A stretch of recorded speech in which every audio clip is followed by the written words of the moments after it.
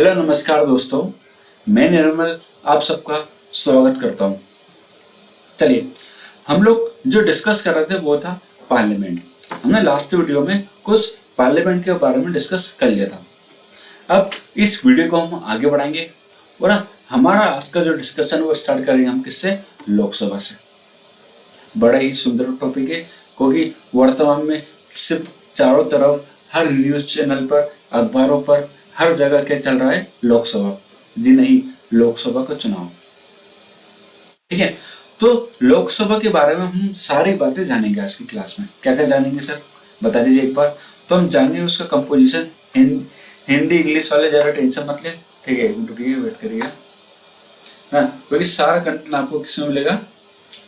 Content भले English में, but मैं हिंदी में आपको पूरा समझाऊंगा। ठीक है, कंपोजिशन केवल लोकसभा का गठन कैसे क्या होता है, ठीक है? उसके बाद इसका इलेक्शन कैसा होता है, लोकसभा का कार्यकाल कितना होता है, क्या क्वालिफिकेशन होती है लोकसभा मेंबर बनने के लिए, क्या डिस्क्वालिफिकेशन होती है, क्या शपथ दिलवाई जाती है, कौन होता है प्रेसिडिंग ऑफिसर, डिप्टी स्पीकर कौन होता है, प्रोटेम स्पीकर कौन होता है, लीडर इन द पार्लियामेंट कौन होता है, सारा हम डिस्कस करेंगे। ठीक है, तो पहले मैं अपनी कहानी स्टार्ट करूंगा आज किससे?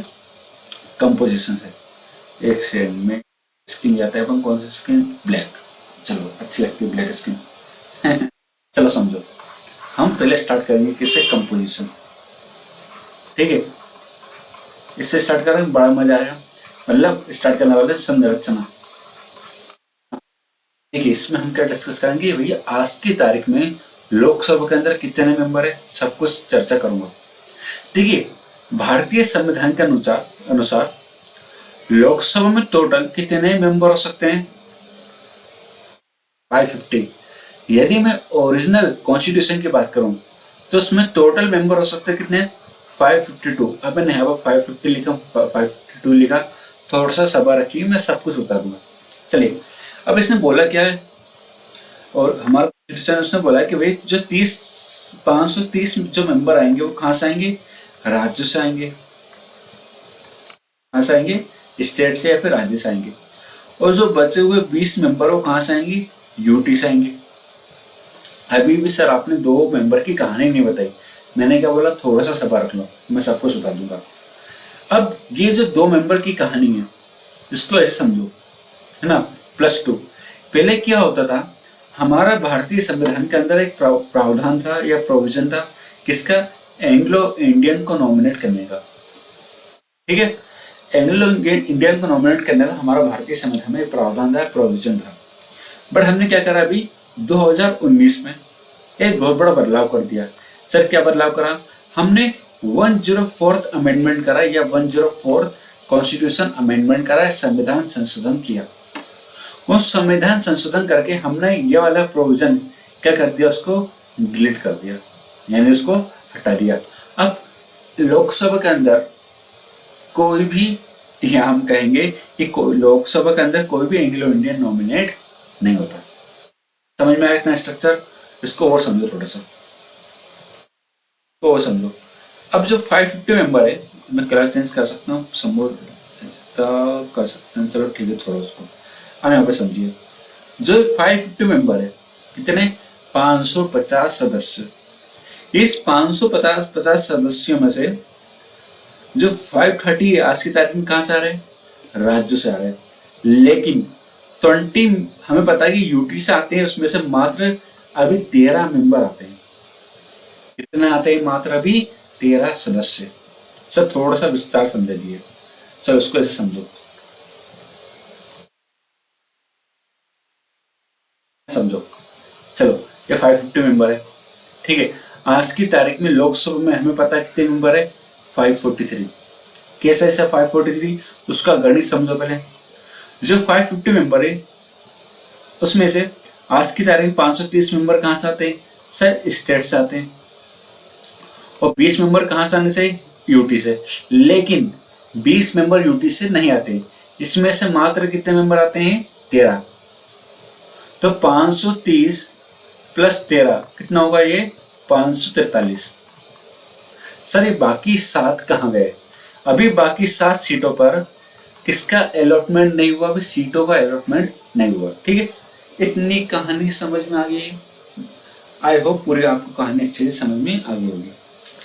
कोई मैंने यहाँ पर कोई मतलब आपको सैटेलाइट लॉन्च करना नहीं सिखाया, मैंने आपको कोई साइंटिस्ट नहीं बनाया यहाँ पर, ठीक है।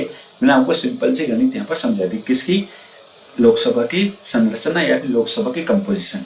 बड़ी आसान भाषा में समझ लिया आपने। चलो अब हम समझते हैं इसका इलेक्शन। चलिए सर, आपने बहुत बड़े प्यार तरीके से हमें समझा दिया, अब सर इसका इलेक्शन समझा दो, ठीक है। अब इसका इलेक्शन समझो, यहाँ पर समझना है, यहाँ पर मजा आता है मुझे, पता नहीं क्यों। अरे व्हाइट नहीं चाहिए, ब्लैक चाहिए। अब हम दूसरा समझते हैं इलेक्शन। हमने अभी समझा कंपोजिशन, चलो ठीक है, आपने बता दिया सर कि सर 543 मेंबर आते हैं लोकसभा के अंदर। सर अभी 7 सीटों का अलॉटमेंट नहीं हुआ और 2 एंग्लो इंडियन का नॉमिनेशन अब नहीं होता है। चलो आपने इतनी पूरी कहानी हमें बता दी। अब सर इसका इलेक्शन समझा लो। हमारे इंडिया में 2 तरह के इलेक्शन सिस्टम चलते हैं। फर्स्ट पास द पोस्ट, पहला ये है, मतलब क्या होता है कि जो जीता वही सिकंदर। मतलब सर, मतलब ये मान लो कि वही 2 पक्षों में क्या होते हैं, वोटिंग होती है। अब एक को मिलते हैं 100 वोट और बी को मिलते हैं 200 वोट। अब जिसको ज्यादा वोट मिले हैं वही क्या हो जाता है, विजेता घोषित हो जाता है। दूसरा है प्रोपोर्शनल सिस्टम। इसमें क्या होता है सर, इसमें वोट ट्रांसफर हो जाता है। अभी जब मैं आपको राज्यसभा पढ़ाऊंगा ना, तो राज्यसभा के इलेक्शन बताऊंगा आपको, प्रेसिडेंट का इलेक्शन बताऊंगा तो उसमें बताऊंगा आपको ना, तो उसमें कैसे आपका वोट ट्रांसफर हो जाता है। एक्चुअली हम इसमें वोट देते नहीं है, हमारी तरफ से कौन वोट देते हैं, या तो एमएलए वोट देते हैं या मेंबर ऑफ पार्लियामेंट। उसमें ऐसा होता है, पर इसमें डायरेक्ट हम लोग वोट देते हैं। अब जो इलेक्शन होता है किसका, लोकसभा का, वो कैसा होता है, डायरेक्ट इलेक्शन। मतलब हम लोग खुद चुनते हैं। अभी आप लोगों ने वोट दिया होगा, दिया कि नहीं दिया, बिल्कुल दिया। अभी आपको एक और चीज बताऊं बाद में। अब अभी आपने डायरेक्ट ईवीएम की बटन दबाई जाके, आप खुद गए होंगे, आपने खुद ने ईवीएम की बटन दबाई होगी। मतलब ये कैसे इलेक्शन होगा, डायरेक्ट इलेक्शन। पहले क्या था, पहले 1988 से पहले 21 साल तक की आयु तक आप वोट दे सकते हैं। मतलब यदि आपकी आयु 21 वर्ष हो चुकी है तो आप वोट दे सकते हो। लेकिन हमने 61st अमेंडमेंट कर दिया और हमने ये आयु घटाकर कितनी कर दी, 18 वर्ष। मतलब आप जैसे 18 साल के हो जाओगे तो आप वोट देने के लिए एलिजिबल हो जाओगे। मैंने क्या बताया अभी, लोकसभा का इलेक्शन, ठीक है। अब दूसरा लोकसभा का इलेक्शन किस होता है, डायरेक्ट होता है। लोकसभा के इलेक्शन कौन पार्टिसिपेट करते हैं, सीधे हम लोग ही पार्टिसिपेट करते हैं। समझ में आ गया इतना, चलो बहुत बढ़िया। अब मैं आपको आगे की कहानी समझाता हूँ। चलो, तो मैंने आपको कंपोजिशन बता दिया है, मैंने आपको इलेक्शन समझा दिया।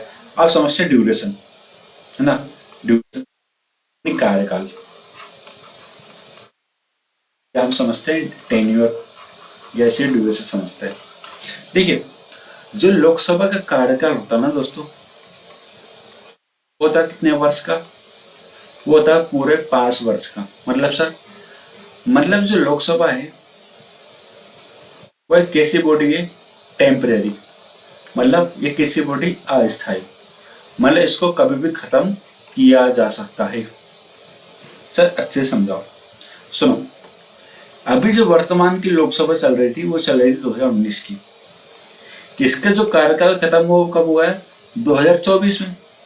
मतलब यहाँ पर हम कह सकते हैं कि भाई लोकसभा क्या हो चुकी है, पूरी तरह से डिजोल्व, या हम कह सकते हैं पूरी तरह से भंग हो चुकी है। अब जो भी नए मेंबर आएंगे वो क्या आएंगे, चुनकर आएंगे।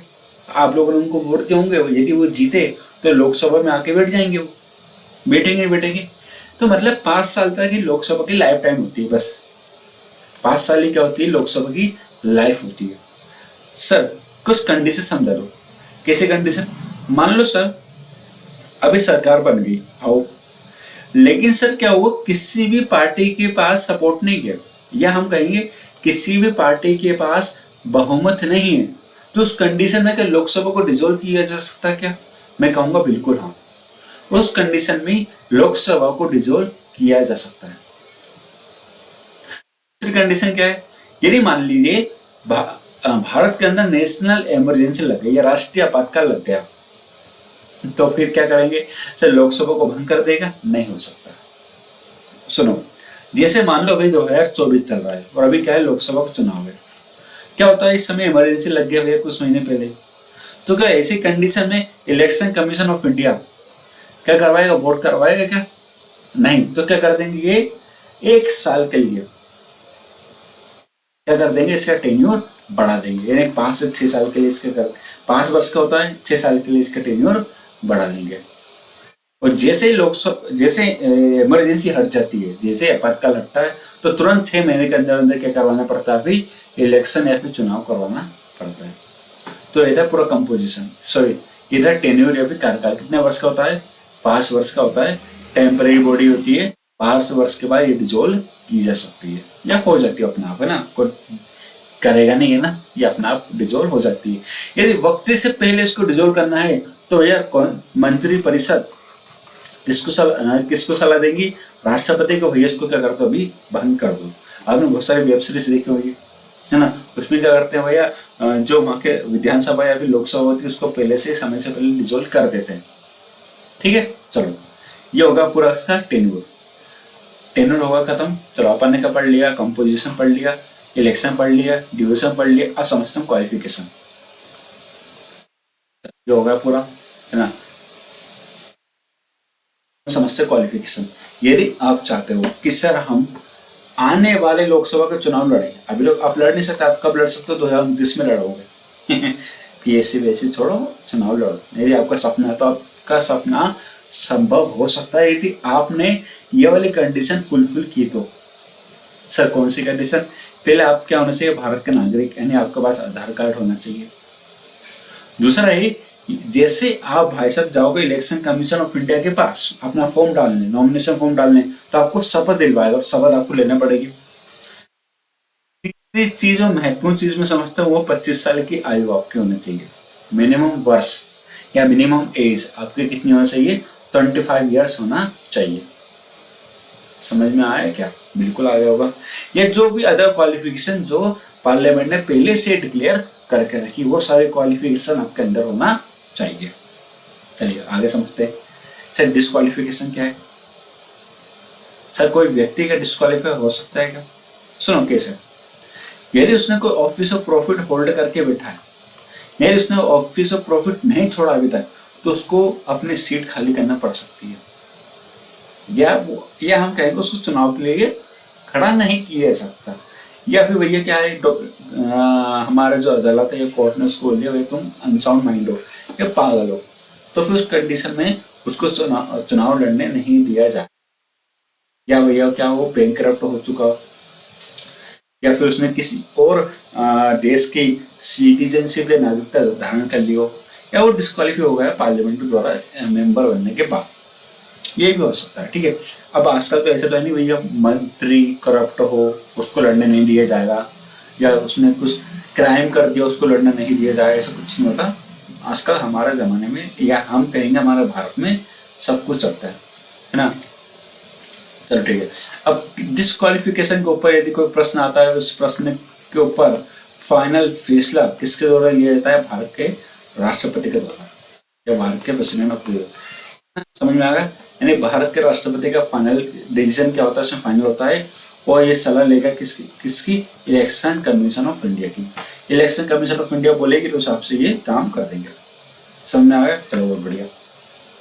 चलो भैया, ये अभी आप पेपर दोगे टेलीविजन का, फिर सवाल आएंगे और सारे रिश्तेदार हम साथ साथ है की तरह आपके सामने खड़े हो जाएंगे, वो पूछेंगे बताओ कैसा गया आपको। चलो आगे बढ़ते हैं। सर आजकल क्या हो रहा है सर, पैसे का जमाना है भैया, 4 रुपए का ज्यादा फेंक दोगे, एक मेंबर इधर से उधर चले जाएगा। समझो क्या होता है, पहले क्या होता है ना, मान लो भैया एक ए नाम की पार्टी, बी नाम की पार्टी है। मान लो भैया हमें पता है कि लोकसभा का यदि आपके पास 200 सीट है तो आपके पास बहुमत है। मैं एग्जांपल दे रहा हूँ, जैसे मान लीजिए लोकसभा के अंदर 200 सीट है तो बहुमत कितनी चाहिए, 100 सीट होगी। मान लो आपके पास कितने मेंबर है, 101, और बी पार्टी के पास कितने हैं, 98, तो बहुमत कहाँ है, ए के पास। अब यहाँ से 3 मेंबर इधर से उधर चले गए भैया, इनकी 98 हो गई, इनकी 101 होगी, तो ये क्या होगा, डिफेक्शन। आया राम गया राम, मतलब 4 रुपए का खिलाया तुमने ज्यादा, वो उधर चला गया। तो समझो डिस्क्वालिफिकेशन के बारे में। डिफेक्शन के केस में कैसे क्या होता है, मान लीजिए मैं ए पार्टी से खड़ा हुआ, मैं किसी पार्टी का नाम नहीं लूंगा, मैं ए पार्टी से खड़ा हुआ, मैं बी पार्टी में चला गया, मुझे किसी ने 100-200 करोड़ रुपए खिला दिए, तो मैं इस पार्टी में चला गया क्योंकि मेरी वैल्यू इतनी है, क्योंकि मैं इधर से उधर चला गया तो सरकार गिर जाएगी, और ऐसे मैंने कर दिया। जैसे मैं उधर गया सरकार गिर गई, तो मुझे बुलाएंगे कौन, स्पीकर साहब, भाई साहब तुमने क्या करा, स्पीकर साहब का इसमें फैसला फाइनल होता है, भाई तुमने क्या करा, हमने डिफेक्शन करा, तो तुम्हारे ऊपर केस कौन सा चलेगा, डिफेक्शन का केस, यानी इस आधार पर हम तुम्हें डिस्क्वालीफाई कर सकते हैं।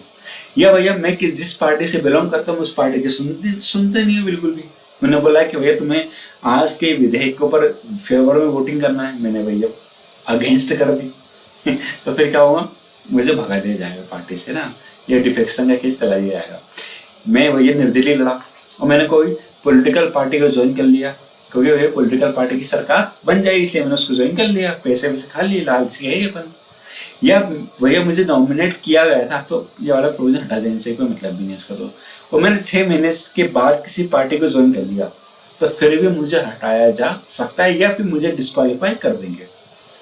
मतलब सर ये सब डिस्क्वालिफिकेशन का फैसला कौन फाइनल करेगा, ये स्पीकर साहब फाइनल करेंगे। और 1992 में बोल दिया भैया जो तुम डिफेक्शन करते हो उसका जुडिशियल रिव्यू होगा, सीधे सीधा बोल दिया किसने, सुप्रीम कोर्ट ने।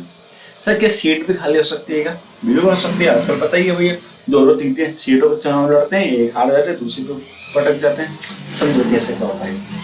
यानी मान लीजिए मैं इसमें लिखा नहीं, मैं इसे बताऊँ थोड़ा सा। अब अभी क्या है, राज्यसभा के मेंबर है, आपको आप चाहते हो कि भैया आप लोकसभा का चुनाव लड़ो, ध्यान से सुनना मेरी बात को, आप अभी राज्यसभा का मेंबर हो, आप चाहते हो लोकसभा का मेंबर भी बन जाए, तो बिना सीट छोड़े आप लोकसभा का चुनाव लड़ सकते हो। बट आप जैसे लोकसभा का चुनाव जीत जाते हो तो आपको एक सीट खाली करना पड़ेगी, एक सेकंड थोड़ा सा है ना, अंदर होगा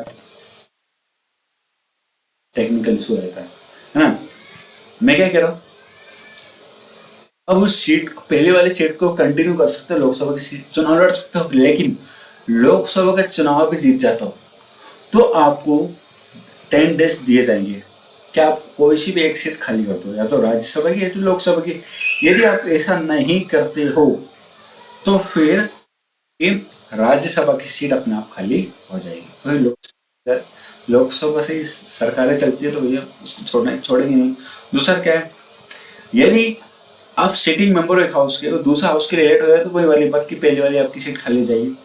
यदि आप 2 सीट से चुनाव लड़ते हो, भैया बनारस से भी लड़ लिए, विदेश से भी लड़ लिए, भोपाल से भी लड़ लिए, 2 से भी लड़ लिए, तो फिर आपको एक सीट खाली करनी पड़ेगी ना, मतलब भी जाते हैं तो फिर आपको एक सीट खाली करना पड़ेगी।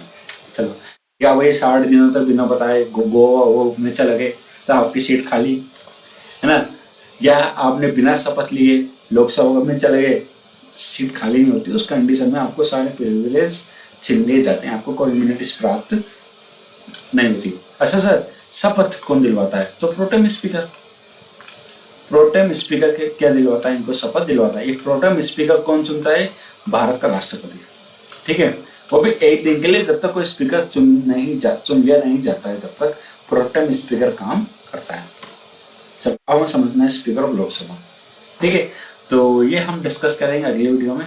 जब तक ये, यदि आपको कोई डाउट है तो आप हमारे टेलीग्राम चैनल पर पूछ सकते हो ना, या फिर हम कहेंगे यदि आपको और ज़्यादा डाउट आते हैं तो आप भाई साहब कमेंट बॉक्स में कमेंट कर सकते हैं, ठीक है। फिर मिलते हैं अगले वीडियो में। जय हिंद जय भारत।